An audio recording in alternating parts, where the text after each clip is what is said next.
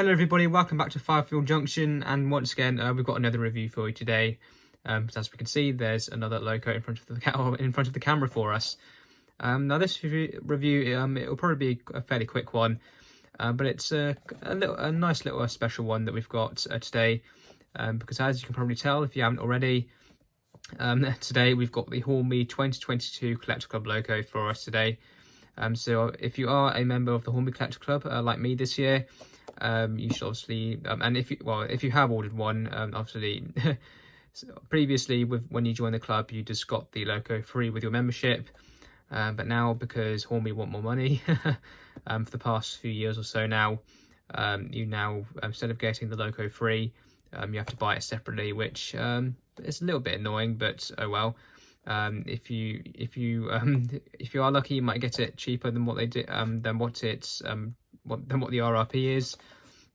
That's what I did, because you may remember a little while ago, Hornby did just over a week, just for one weekend, any orders that Collector Club members placed, instead of getting the usual 10% off, you got 20% off instead.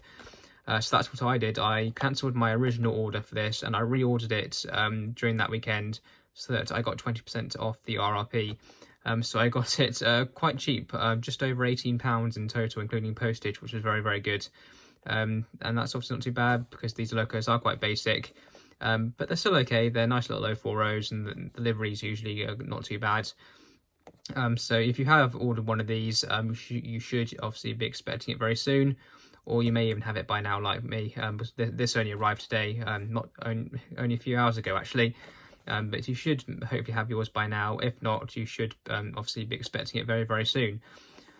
So obviously it's typical Hornby little 040, so it's a railroad model as we can see there, so it's not going to be that great. Obviously the Collector Club logos, they're not designed to be, well, as it says, they're supposed to be a collector's piece, so it's just a nice little logo to have in your collection. This is I think the 4th Collector Club logo I have now. I definitely have, actually no, it's the 5th. It's the 5th one that I have now actually. This is the 5th Collector Club logo I have. So it's should go nicely with my little collection of 040s that I have. If we have a look at the end of the box, they've put the sticker on this way, which is interesting. Usually it's around that way.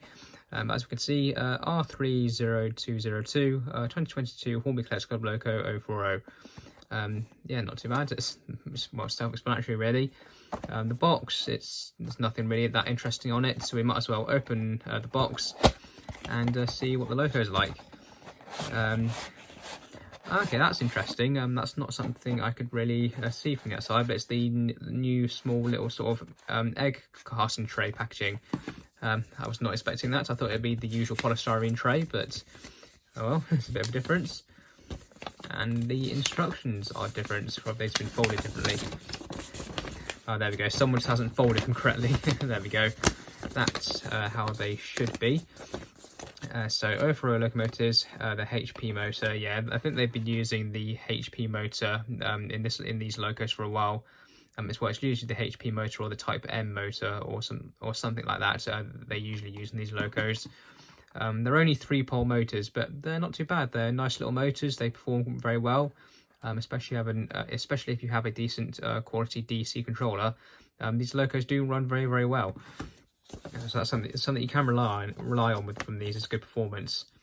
DCC ready? These aren't DCC ready. I will be hardwiring this to DCC in the future, but I'm not going to do that during this video. That'll be something that I'll do off camera. Is just fit a chip to the loco, because all my other Collector Club locos are chipped as well.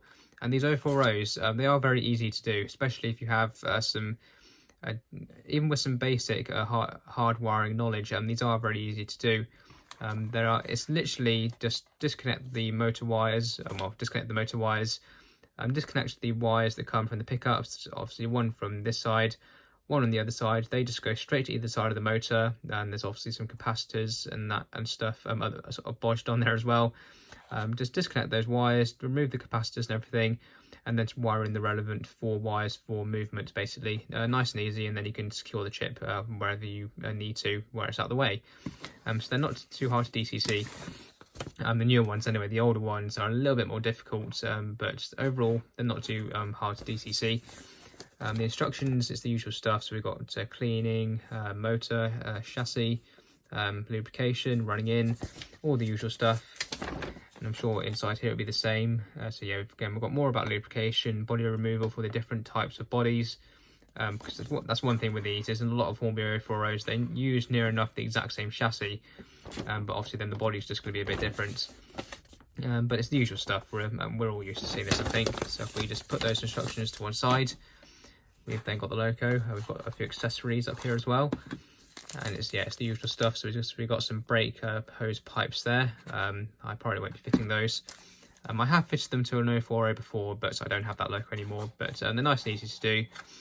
Just cut them out. Well, yeah, just push them out the little sort of frame there, and then they just push into little holes on the buffer beam. So it's not too hard. But anyway, if we try and get the loco out, it's quite nicely protected in this piece of plastic. It's a little bit of a tight fit in the tray. It doesn't want to come out very easily, and because it's so light, using the loco's weight doesn't really help that much.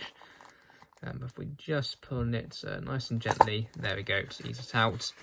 This packaging, it's not that great, but there we go, we've got the loco here. We just get it out of that bit of plastic.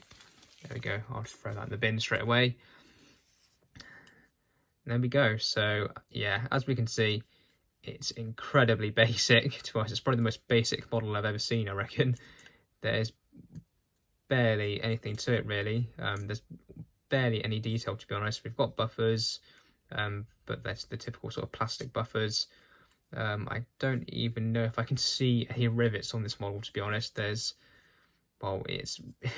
to us any more basic, and it'll practically be, well, I don't know, brio or something. There's barely any detail on it at all. And we've got a little bit of detail on the front. We've got sort of the smoke box darts there. You can sort of see the hinges there for where the door opens. The chimney, the little funnel looks okay, but again, it's not the best really. We've got the safety valve bonnet there. Obviously the safety valves will be underneath there. But yeah, wow, there's barely anything to this model really. There's minimal detail. Again, like any less detail than this, and it literally probably would barely even be, I'd say, barely even be a model locomotive really. It'd probably be made of wood or something. But yeah, it's very, very basic. But obviously, well, what else do you expect really? It's a Hornby Collector Club loco. They're not meant to be great in terms of detail.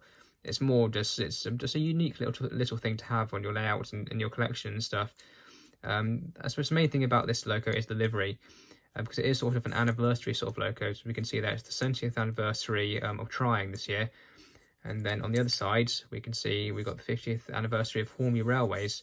So in 1972, that's when Hornby, I believe, they went from trying to Hornby Railways, and then that lasted probably till early 2000s or so, or late 90s, something like that. And that's when they became just Hornby. So just got rid of the railways, and obviously that's what we're used to. And again, if we look at the box, we can see that's what we're used to these days.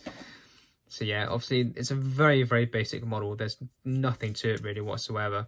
It's very, very light. There's minimal weight to it. I have felt heavier 040s than this, and Hornby have done much higher quality Collector Club locos than this. For example, locos like the 2011 one and the 2014 one, which I have. They're like the little sort of saddle tank locomotives. They are much, much better than this because they have extra detail. They've even got proper metal safety valves. They've got a die-cast running plate as well, and they've got riveted detail around the cab and stuff.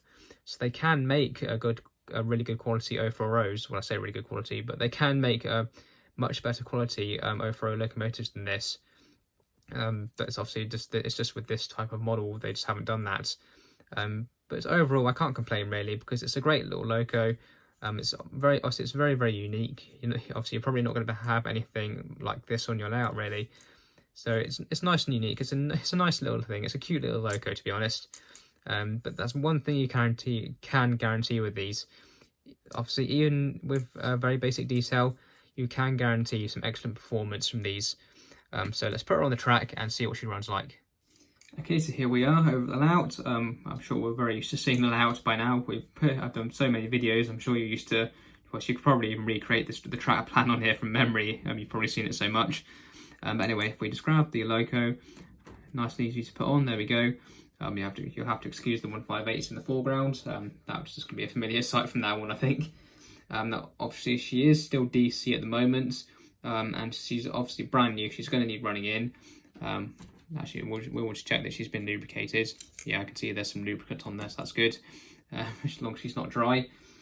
So she's going to need running in. With O4Os like this, because the mechanism is so basic, I find probably about 20 minutes in each direction would be ample for these, because it's literally just the motor, the worm drive straight onto the gear, which is on one of the axles, and that's it.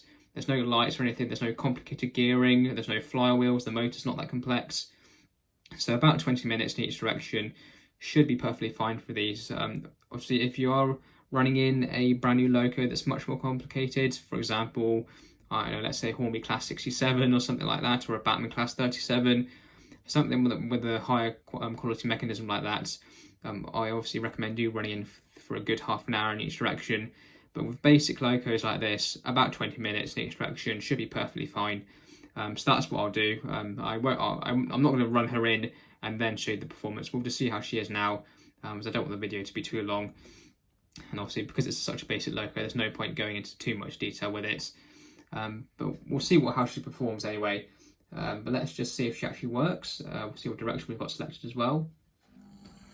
Backwards, okay. And that was really, really smooth actually. Bring it back this way. Wow, that's really, really smooth actually. And it's actually much quieter than what I was expecting as well. Because this is, again, I'm just running this on a standard Hornby train set controller.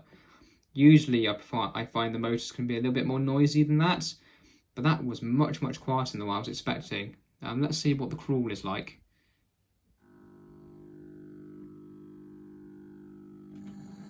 Okay, so she can't crawl at the moment, but hopefully when she's run in, that'll be better. I'll just give her a few rolls back and forth, just help her warm up a bit and get her loosened up a bit.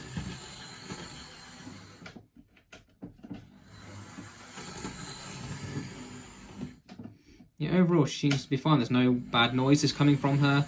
It's nice and smooth. I can't really complain really. Let's see if she can crawl now. I doubt she will be able to. Ooh. No. No, she still can't crawl at the moment. But overall, that's not too bad. Very good performance overall out of the box. But anyway, let's get her running in and we'll see what her performance is like. We have to excuse all of the random locos and bits and pieces in the background. There's a lot of work going on at the moment, so you have to ignore all that. Yeah, overall, she's a cracking little loco. She's running well, she's nice and smooth. There's no weird noises. I can't fault her really.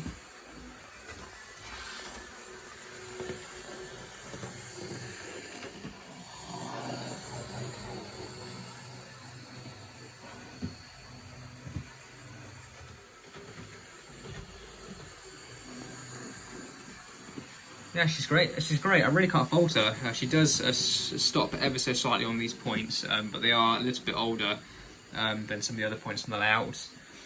But yeah, overall, I can't fault her. She's a great little loco. Very, very glad to have her.